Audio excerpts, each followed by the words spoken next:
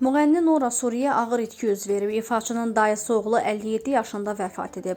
Bu gün ailəmiz üçün çox ağır bir gün oldu. Böyük dayım, tanınmış alim və Slavyan Universitetinin banisi Rasim Mirzəyevin oğlu Cavid 57 yaşında vəfat etdi. Cavidin anası 45 yaşında, bacısı 36 yaşında, dayım isə 62 yaşında rəhmətə gediblər. Bir ailənin bütün üzvləri bu dünyadan getdilər. Nura Suri qeyd edib.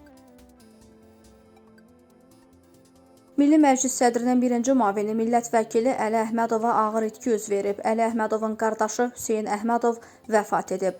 Mərhum bugün Bakıda dəfn olunacaq. Gəncədə ibtidai sinif müəllimi dünyasını dəyişib. Gəncə şəhər 32 nömrəli tam orta məktəbin ibtidai sinif müəlliməsi Rəna Rahat qızı Əliyeva dünyadan köçüb. 58 yaşlı xanım ürək tutmasından vəfat edib. Mərhumun nəşi İmamzadə qəbristanlığında torpağa tapşırılıb.